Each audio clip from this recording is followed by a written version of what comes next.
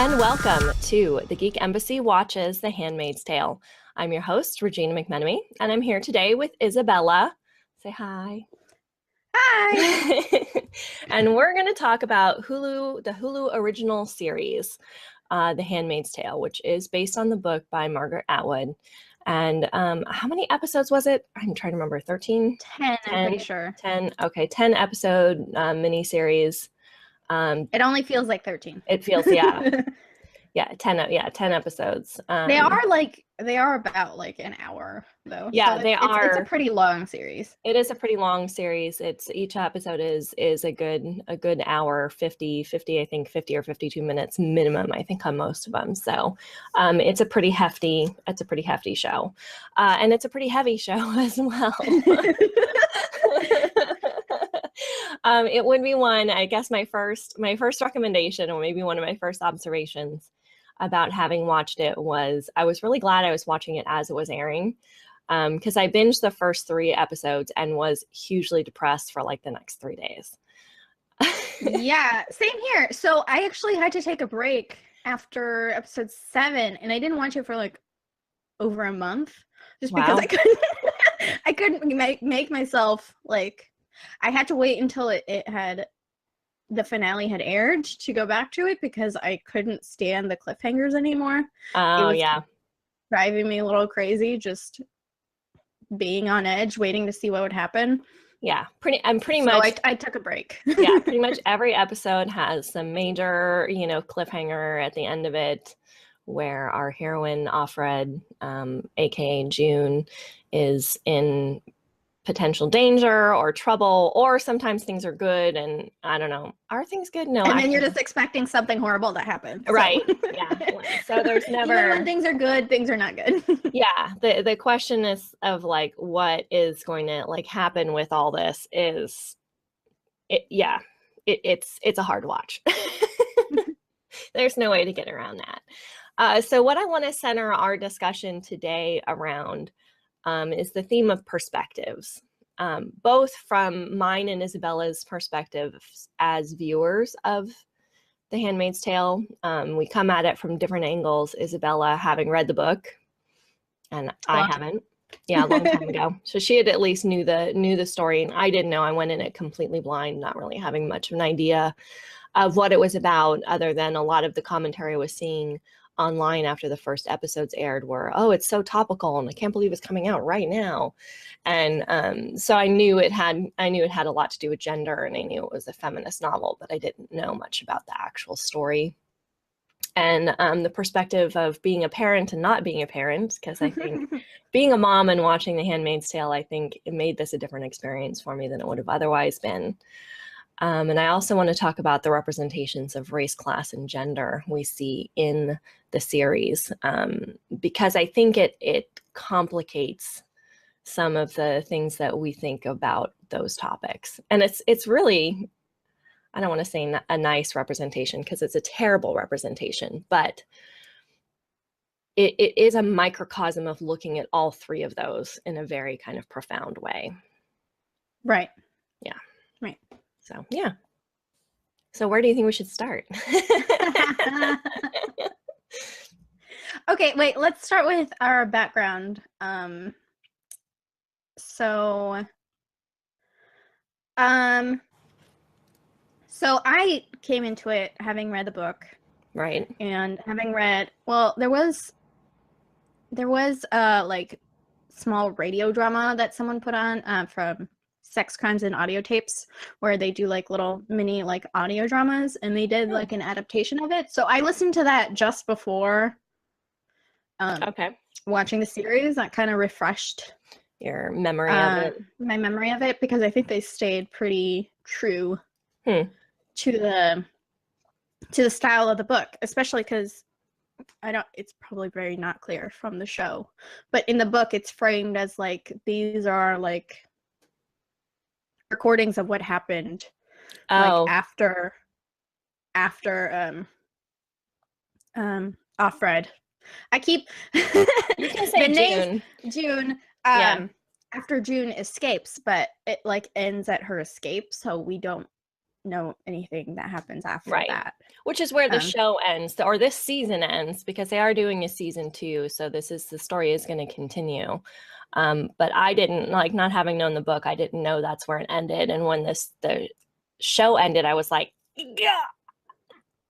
Which is why I'm like, I had to prepare you when I gave you the book. Like, right. This is how the book ends. There is no closure here. This is just right. This is just a little snapshot of her life during this time. And there's kind of like a little epilogue being like, so many years later, people are studying this account of what happened during this time. I see, yeah. So you get a little bit of that, but no one knows what happened to June.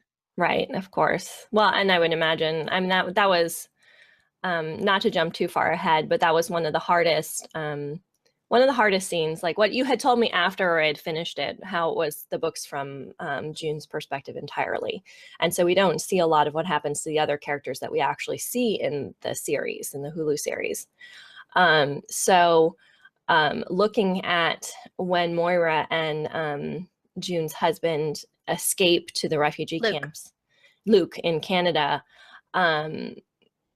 seeing the posters of everybody, who's looking for people who've gone missing and, trying to find family and loved ones and all that stuff is just, it's heartbreaking. Right. And I think that definitely helps in the show to like open it up to see like the other sides of what's going on. Yeah, absolutely. But no, you have zero sense of what happened to Luke, what happens to Moira after June meets her at the brothel. I can't remember the name of it, but Jezebel's, of course. Of course. I knew it was something horribly horribly sexist.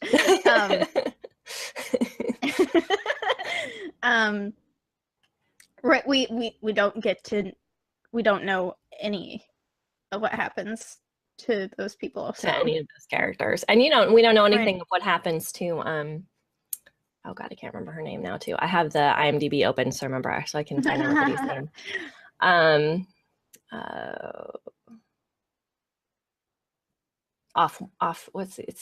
It's her friend, Offglen, played by Alexis Bledel. You don't know what happens to Offglen either. The whole female genital mutilation that they do and all that stuff. None of that's right. I don't think that's in the book at all. She just kind of disappears, and that's kind of I think it's kind of the idea, like the monster you don't see is scarier. Yeah, like the question is like who knows what happens to her, right? Or does she come back in the book? Because in the thing she comes back and she ends up a different off. I don't think so. Okay, so they don't. I don't think so. I think they brought her back to kind of explore that whole mutilation part of it. Yeah. Just to make it even like more horrible. Yeah. Well, I mean, the whole thing that she watches her lover hanged as well. Right. So I know you were like deeply traumatized after that scene. I was deeply at that whole sequence, watching them go to court and watching them be persecuted for their feelings for each other, just being a gender traitor. Which is weird, because I would expect that to have more of an influence, like more of an effect on me, but I was just like numb to it at that point in a weird way. It's kind of like when you watch The Walking Dead and you see yet another person horribly killed and you're like, oh, okay.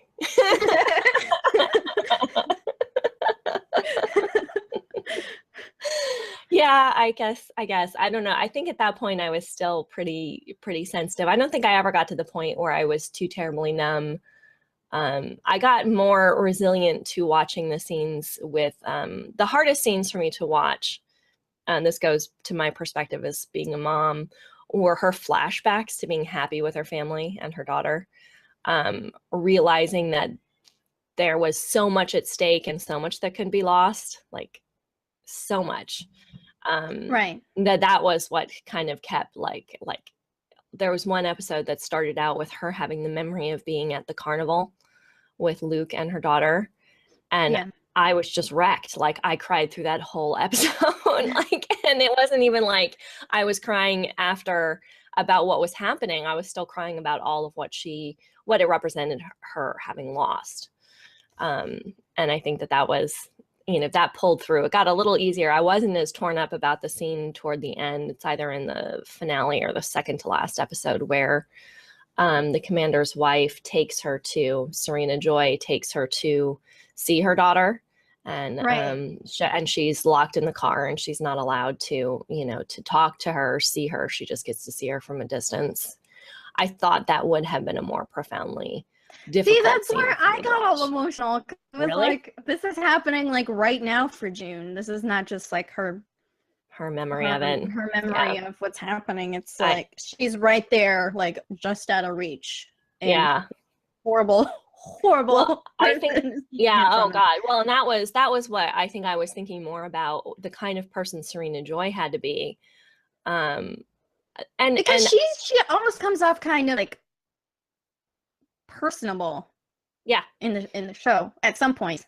Yeah, at some points, like it shows her suffering and it shows her caught up. Which I was glad, because it's so easy to make villains two-dimensional. And it'd be so easy to make Serena Joy two-dimensional, but to see her pain and see how, I mean, it was kind of ironic because she wrote some of the legislation.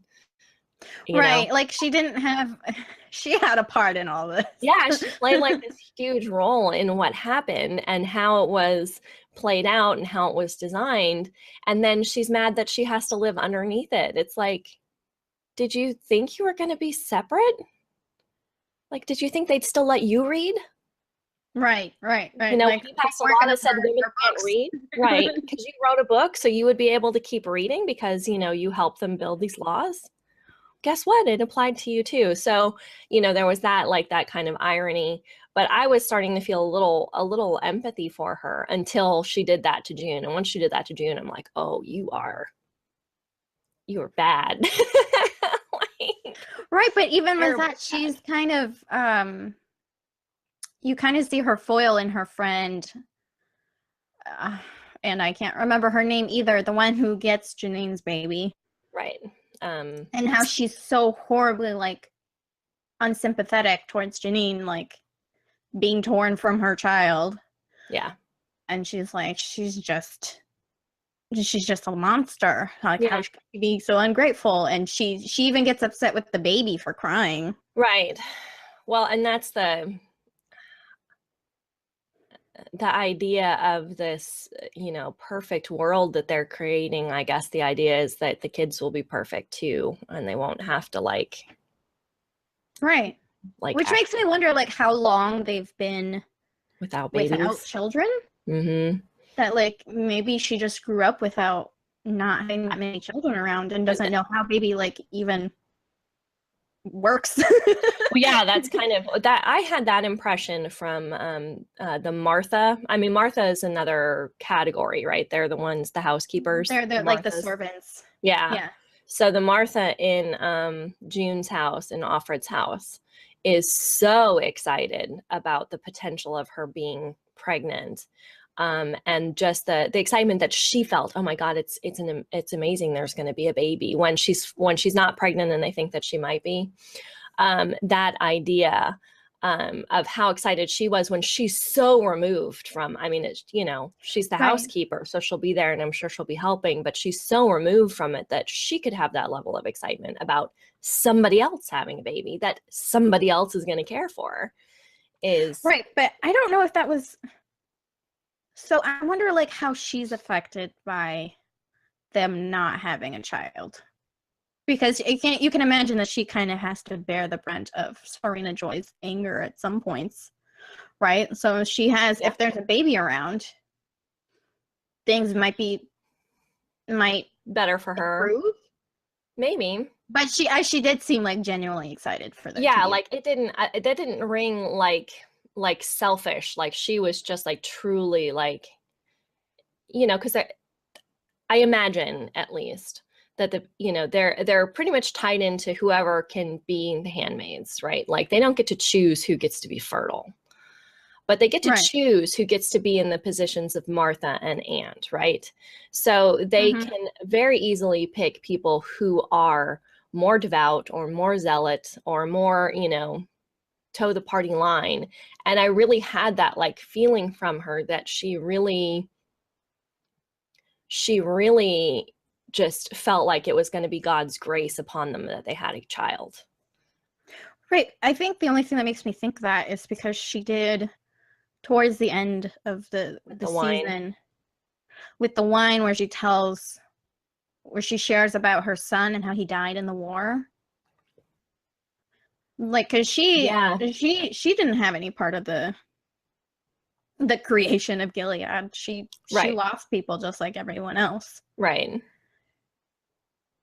Yeah. So I guess I gotta wonder like how invested in Gilead and its beliefs she is. Well, I don't know. It seemed like she was, but you know, it seemed to me because like she also didn't get sent away to the colonies because that's the eternal like threat hanging over everyone's head is like if you disobey, if you something about skin peeling off and horrible like exposure to toxic stuff. I don't know if they explain the colonies that much in the show, but it's kind of just this like looming threat. These like areas where like everything has just been so wrecked by radiation and everything that they send everyone who disobeys to the colonies to do like environmental cleanup, and like it's such a toxic environment that it will like kill you within 2 or 3 years. Like it's a death sentence, just a really slow one. Right. So, yeah, that's the impression I had from it, because I think the only real mention is somebody says, do you want to be sent to the colonies and have your skin fall off? I think it's Moira says to June when they're Jezebels. You're right. You have to take care of yourself so they don't send you to the colonies and have your skin fall off. Right. Another of the looming threats that that just sort of hangs out there. Yeah, I don't think they explained it that much because like in the book you understand that how we got here is like environmental like catastrophe. And the world is so poisoned that like so very little people can actually have children anymore. Yeah, well, that's the impression you get with it. It's Mexico that comes to visit, and they haven't actually seen children in who knows how long. I think she actually said it's been, I don't know, was it like 15 years or something since a child had been born in the city that she was from? Right. Something to that effect. I can't remember exactly what the details are, but she actually mentions that. And it's indicated in that scene. So they have the, you know, they're trying to make some sort of deal, which is never really clear. It's indicated that they might be swapping some of the, you know, for resources, swapping out with Mexico some of the handmaids, the fertile handmaids. Right, that's the impression I got. Yeah. Yeah. And the impression I had as well was that it was Serena Joy's suggestion to show them the children. As the sealant, as the sealer, as the deal, you know, the thing that made the deal happen was, oh, we'll actually show you our kids. And once they saw the kids, they're like, oh my goodness, here are some children. Let's do this. So, oh God, it's just so messed up. Well, it's like it's human trafficking. Yeah. Seriously. Yeah, that's exciting. That's essentially makes me wonder, like with the advances in like fertility medicine and stuff, like why they haven't thought of different ways to. Well, that was part of the issue that I took with it in too. The 80s, I think when the book was written, it made a little bit more sense. But yeah, like I mean, nowadays. They updated some of it because they said something when they're in the Red Center and they're first being trained, the Aunt Lydia is giving the speech and she's essentially blaming birth control for the issues that they're having. Well, we had our plan B and we had this, and you know they updated it because they actually say plan B in there. So they had to update that because plan B didn't exist in 1985. Right. And you see in like their materials that it's actually set in the modern day. Right. Oh, I think it's like 2015 or something. Right. Like, it's Yeah. really recent. It's very, they make reference to the years and that, and it is definitely current. But that was the thing, like, because after the first ceremony, right, Offred says it would be better if I stay laying down. Like, that's going to, because science. Yeah, because science, exactly, like fertility science. If you stay, here's a thing for you. Because Serena Joy's like, get out. And she's like, but it would be better if I stay on my back. And she's like, get out. And it's like, how much do you really want this? Like, you're like actually actively sabotaging this. Like, this isn't like a small thing that you're doing. You're like, you're making this harder. And if the whole thing about this is let's make babies, then shouldn't you be practicing all the things that we know are true? And I mean, people knew back in 1985, even if we're going to date it back to when it was written, they knew then that you needed to, keep it inside. Yeah. So that's why, when we talked about this earlier, I'm like, this isn't really about making babies, is it? It's about control. It's about control and controlling the women. So yeah, and controlling women's bodies. And that's the whole reason why you see the clothes pared down the way that they are, where they're not allowed to shave their legs, and they had the wives, all of their clothes are high-necked, high-collared, full bodies covered up, long skirts, long coats. They're not allowed to read. They're not allowed to do anything except apparently garden, like Serena Joy does. Yeah. That's pretty much, other than, storming around the house and being horrible. That's the only other thing we ever see her do, is get out in the garden. Because she doesn't even cook. Like, the cooking and the housekeeping is all done by the Marthas. All done by the Marthas. So, like, really, it would be interesting for me to see more of Serena Joy's backstory. Like, I'm glad that they put in what they did with them trying to conceive on their own and not being able to, the toll that took on the two of them, how, she was, believing in the changes that he was helping to orchestrate.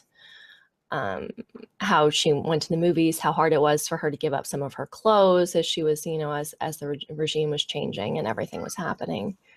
But I would love to know more about what she really, like, in her internal dialogue, what she thought she was doing, as opposed to what happened.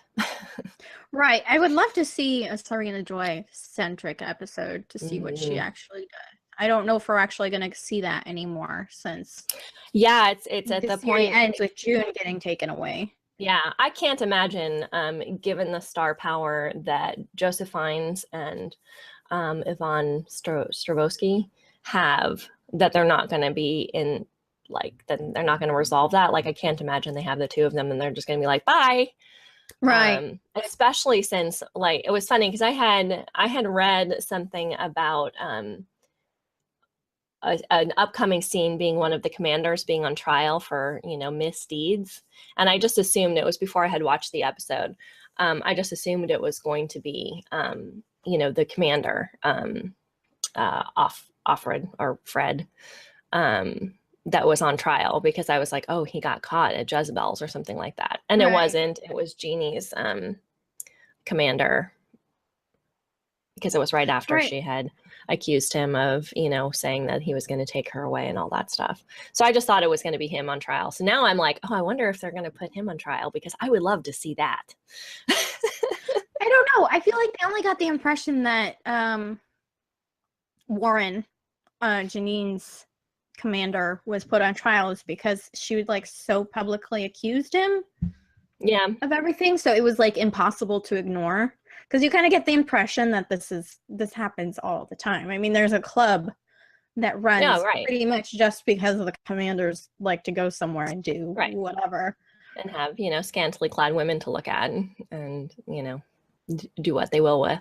The whole point of Jezebel, but maybe, I don't know. I just kind of had this feeling like he was going to get caught, or maybe that was more projection that I just really wanted. Because Serena Joy knows. Well, she knows at the end. I don't know that she knew. Well, before. she definitely knew that happened with the previous one. She did? Or did she make some comment like, do you want this to happen again or something? Because I think she makes the point that that's why the previous handmaid killed herself, was because of the attention the commander was giving her. Yeah, I wasn't sure what to make of that. I remember thinking about it too, that I was uncertain as to if that was that he had done the same kind of thing with her. I mean, he must have. That was a conversation Chris and I had about it, was the Latin phrase that's carved into the closet. Don't let the bastards get you down. Right. She had to. Well, I was, because it was his family's house, right? That he had grown up there. So. That was my. I guess so. So I wasn't sure, because it was his phrase. The contention between Chris and I, Chris believed it was the other handmaid that had carved it into the wall, and I wondered if it was him as a child. Oh, right, because we see. I thought it was the previous handmaid. That's what Chris thought too. Because yeah, because there was the whole scene with her finding like his Latin grammar book or something from when he was a kid, and that's written in the front because it's like a kid's joke, right? Latin phrase. But that's why I thought it was him, because he said at that point, he said something. She asked what it meant, and he said it was a joke of a boy who was locked in a room to study Latin. So maybe I didn't even think about it. I just assumed it was the previous one. Right, and that's what Chris assumed too. But I wasn't convinced on that. I'm not convinced. I think I only think that because that's what June thought. Yes, I'm not convinced about that, and I'm not convinced he had a relationship with the other Offred. I think that Serena Joy isolated the other Offred. And kind of drove her. Yes, and drove her insane. Yeah, and then she hung herself. Because I think that's why he makes the overtures of the Scrabble game and the connection with her to make a connection with her. And I don't think he did before. I don't know. Okay. I'm just saying, this is like, this is speculation. This is not what we've seen, but this is what I think was going on. Serena Joy was so jealous and so threatened that she cloistered the first Offred, that pushed her into, feeling so isolated. Because remember, there's a whole scene where she's doing the same thing to June in the beginning before the visits to the commander begin. Right. She's finding her asleep Martha's finding her asleep on the floor in the closet, and, the Martha reports back and says, this is what's happening. Right. So I think that's how I built it in my head, was he didn't have this kind of relationship with her previously, with the previous Offred. And so he's attempting to make this more palatable for her and give her, that's why he has the magazines for her. He does little bits and pieces. It's Scrabble game is reasonably innocent, even though forbidden under whatever their laws are. Then the magazines show, bring her back to some of the pleasures that she had before all of this happened. And then Jezebel's. Right. And Jezebel's wasn't for her. I mean, he said it was for her, but it was for him. I mean, that was his, Yeah. Let me show you off. Let me shave your legs. He just seemed a little bit more practiced at it than I'd expect if that was like the first time that he was doing all that. Well, I may be overlaying stuff from the book again, because that's true too. When I'm looking at it from the perspective of someone who doesn't have the background of the book to build from, I just have the show. But he is a man of status and power, and was before, Yeah. So that sort of manipulation of the system is something that I feel like he would be rather good at. That makes sense. No, I can see that. I don't know. That was just a take I had on it. And I don't know, like I said, it definitely is not the way most people were reading it, but that's how I saw it.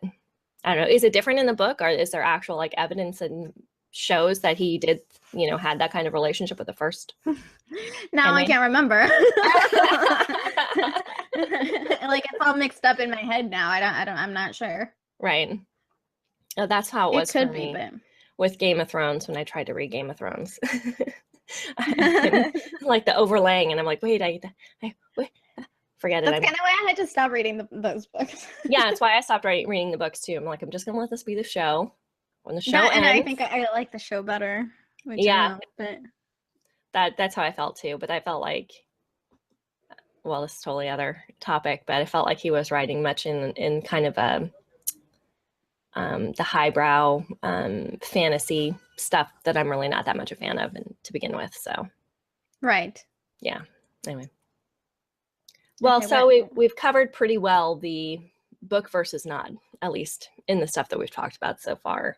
I've talked a little bit about my reaction to seeing June with her daughter, and how hard it was. Right. How hard some of that colored all of it. So the other thing I had to talk about was sort of the representations of race, class, and gender we see. Obviously, the representations and the determinations on gender are the most obvious. Right, because women are like even more drastically oppressed in this reality than they are in our reality. Like it's like current day turns up to 100. Yeah, exactly. So I think that the treatment is clear. The fact that the laws limit things like reading also being associated with the same laws they had around slavery. And all that, all those kinds of things, the control of bodies, both physically and mentally. And I didn't even pick up on this earlier, but when they go to Jezebel's, there's a point where they're like, wives are not allowed beyond this point. Like they're not even allowed to like out of the city. Right. Like you're even going further than the wives are allowed to go. So the wives Which makes me wonder, like, what's outside of the perfect little towns they have. Yeah, I have no idea. That was part of what was so terrifying for me, is to see them like taking down the infrastructure. So when they do have the scene where Offred and Moira are trying to escape, and they're going to the train, and they can't figure out which direction the trains go because they've taken all the signage down as to which way the trains are headed. Right. Like nothing is named the same anymore. Right. They've taken down all the streets. They're in Boston or something? Yes. Yeah. So yeah, she doesn't even really know like where exactly she is, because she has no sense of right. Or they're trying where she was taken. They're trying to get to Boston, aren't they? I think that's where they were trying to head to, was Boston. Oh, right. Yeah, and they're right, somewhere so not. They don't even know where they are. Yeah, they've been so removed and and hidden and not transported in vans without windows. So they have no idea where they've gone or how they've gone. But that was one of the things that was so scary, to think about a world where the infrastructure that you rely on is just erased. Right, like even traveling in another city is like difficult enough because it's so like foreign, right? It's so different. Foreign. Like you can imagine just not having anything, but having no markers to indicate street names. You don't have a phone, right? Which is how I relied on when I was in Seattle. Like, please don't tell me where to go. I don't know where I'm going. Direct me. Oh. A mighty and powerful handheld device. Show me where to go. Yeah, all the things all the modern conveniences that we have, and all the things we take so easily for granted. And we see that too in one of the first scenes when they realize that something's changed, when they went out for a run or something, and they're going to get coffee, Moira and June. and they go into the coffee shop and the attendant's like, your card isn't working. And then, neither one of their debit cards are working. And then I can't even. Right. And they don't have any cash, of course. Right. Of course. Because why? we don't do that, we don't generally carry around cash for these things. And then he says something like, "Get out of here, bitches," or something like that, is totally horrible to them. Right. And, we see the beginnings of the infrastructure starting to collapse, and how easy it could be just to throw a switch to say, no, women can't access their debit cards anymore. Right. Fire all the women. Yeah, and then fire all the women. That's when oh God, those scenes were horrible. See, that's what I found most terrifying. Like, is it just this easy to just? If you think about how gendered everything is, like your bank account knows if you're male or female. Right. Maura even mentions that, like, how easy is it to just turn off like everyone's accounts that have F in them. Right. Exactly. Like all you have to do is hit a key that identifies, your Social Security has your sex associated with it. So you just take all the female sex Social Security numbers and anything that's linked to your Social Security number and you shut it down. Right. We love computers, right? Damn you, computers. But that's the power of that is that, I think that's what made it so terrifying, was because I can absolutely see a world where somebody flips a switch and says, you can't have your money anymore. It has to be your next closest male relative can access your bank account. Right. And that's what I found so frustrating in the beginning when it is showing like Luke's reaction to everything, where he's trying to like make him step back, like, hang on, this is not as horrible as you're thinking. And Moira is like, are you kidding me? Right. Right. Like you're not seeing the significance of it. But I thought that was very realistic though, because I think that's exactly why it's terrifying. Yes. I think because I could see someone doing that and trying to defend it, like, no, it's not as bad as you're thinking. And I'm just like, it is. Yeah. Exactly. And that was what was so chilling about it, was just like, I can see, X number of people having this reaction and saying, oh, well, this isn't as bad as you think it is. And it is.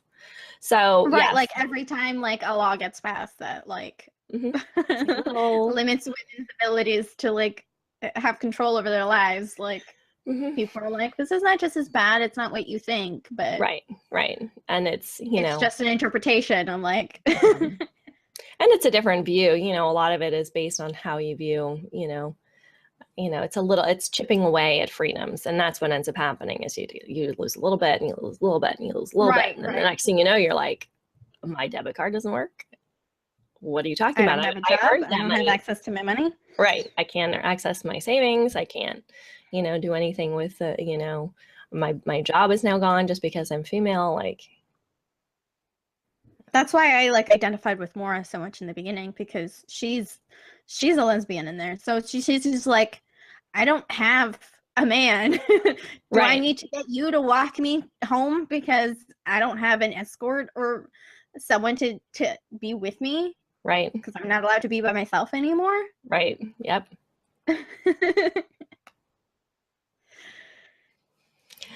Horrifying. It is. It's just,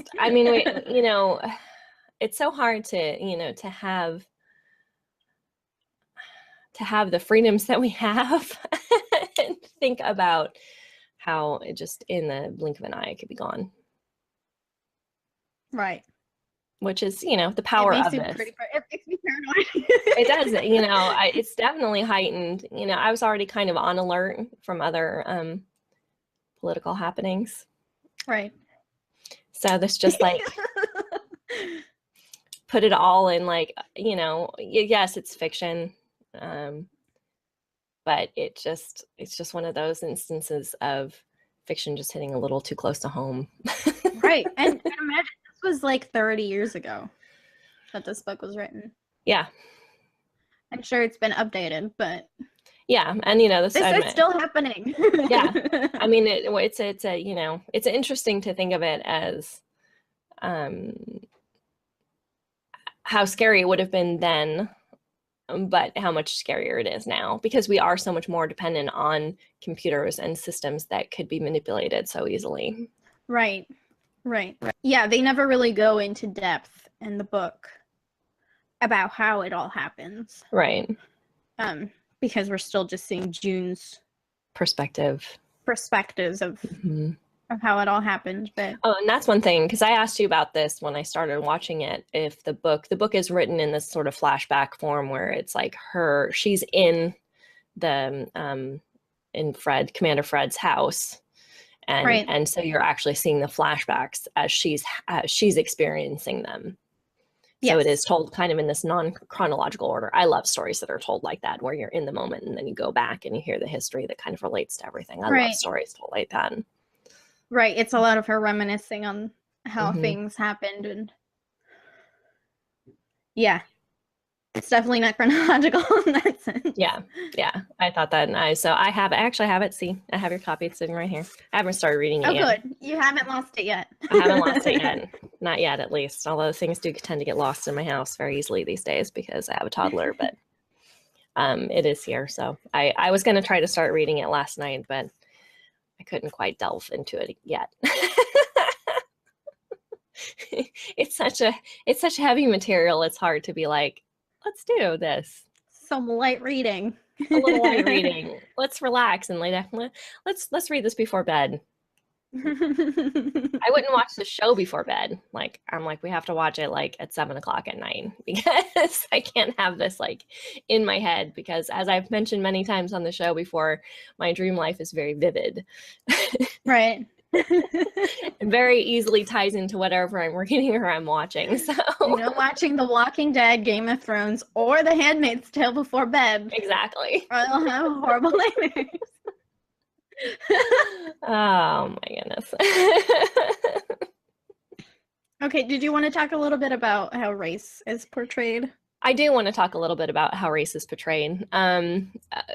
Partially because, so one of the scenes that stuck with me as complicating race in a very non-productive way is the fact that we do have two of the main characters are Black. Both Moira and Luke are Black actors, which is great. Don't get me wrong, I'm not upset about that. No, I'm happy about that, but I'm so frustrated about how it wasn't addressed in any way like I feel like it should have been.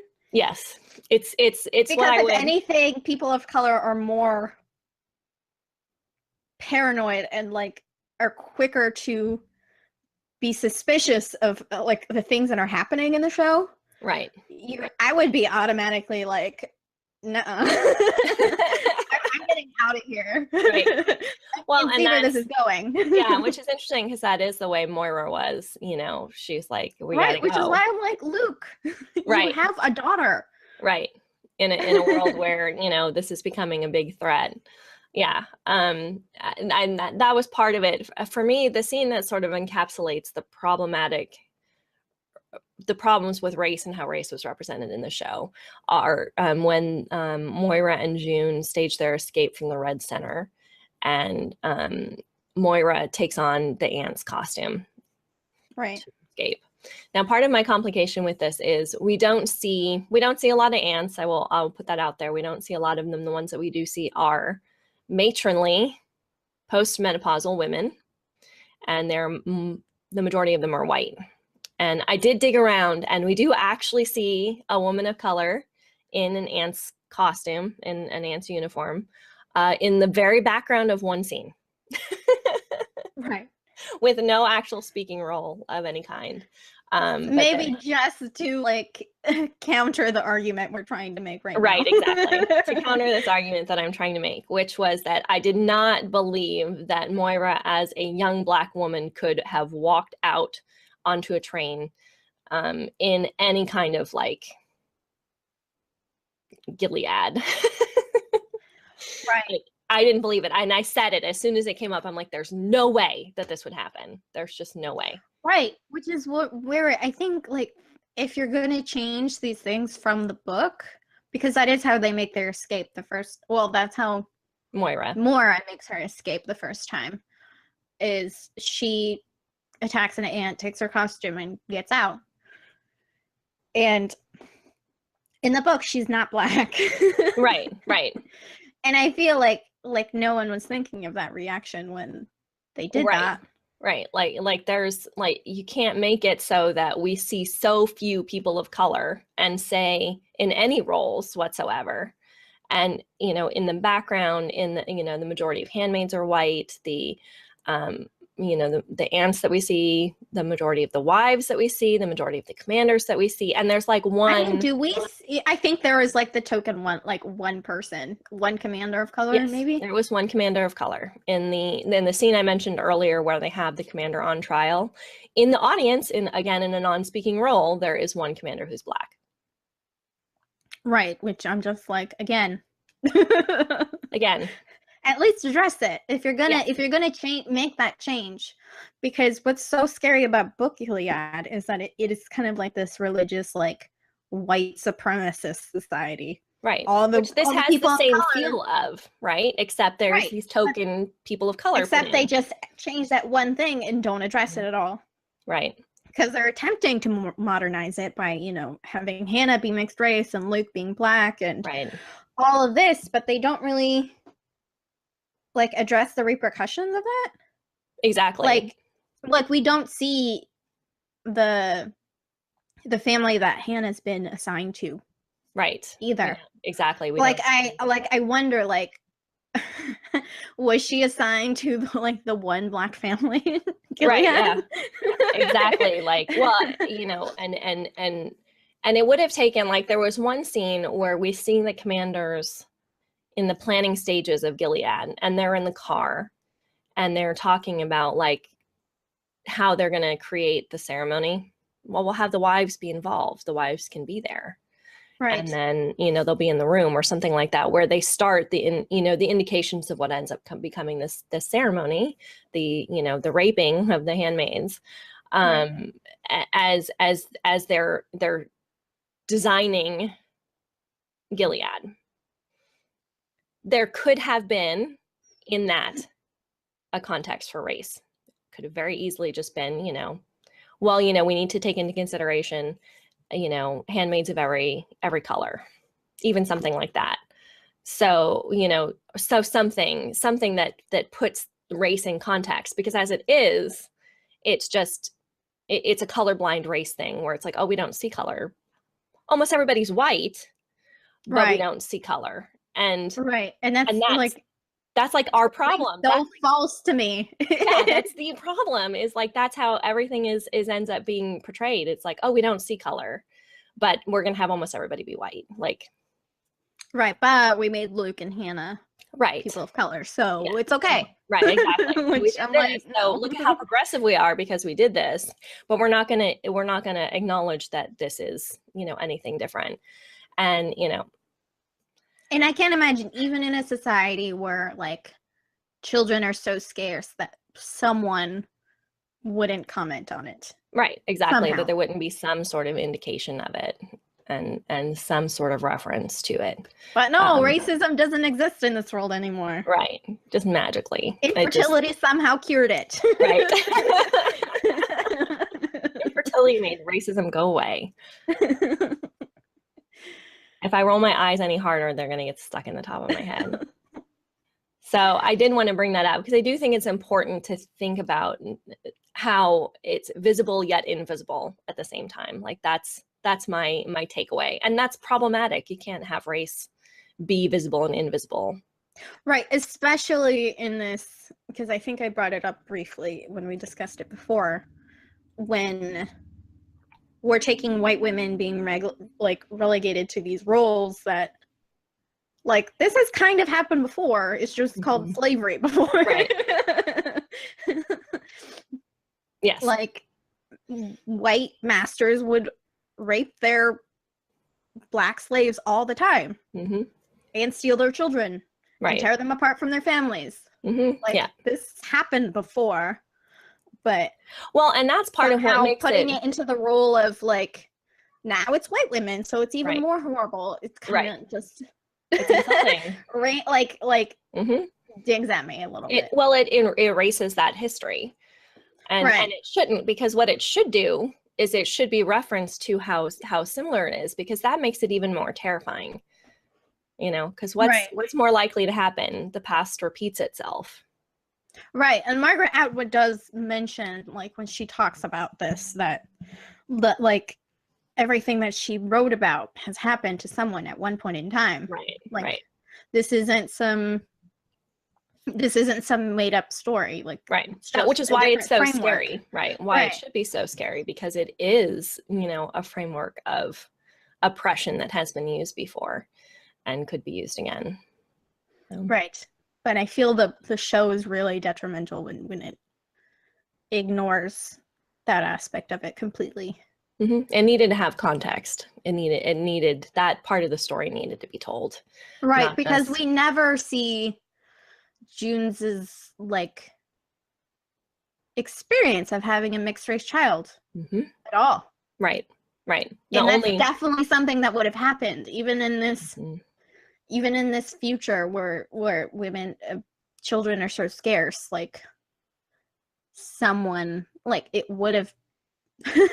That's definitely an experience that she would have had. Right. But it's something that would have. Yeah. It's not something. It's not an event that wouldn't have happened. It would have been part of her story.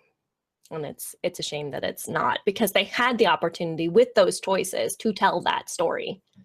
Right. And it doesn't, like, I'm not expecting them to have a whole episode about her having a mixed race child, but, like, it's not, like, it's those little experiences that like make it seem more realistic. Right. And open it up and make it even more realistic, or make it more realistic. Yeah. And believable. And believable. Exactly. Yeah. Cool. Good. Well, I think we pretty much covered what I was thinking about. Did you have any other closing thoughts or anything that you wanted to touch on that we didn't cover? No, I think we hit most everything. Well, would you recommend people watch the series or read the book? Or both? I think reading the book makes it. Reading the book first. So not the way you did it. Reading the book first and then comparing it to the series, because I think having that background helps. Yeah, well, I mean, I kept asking you questions about it as I was watching. Because the show just kind of assumes some of those things, or they don't address that as much as I wish they would have. There's certain holes that are left, certain things that really... Which I don't know if it was intentional or they were really assuming that you were familiar with the story before.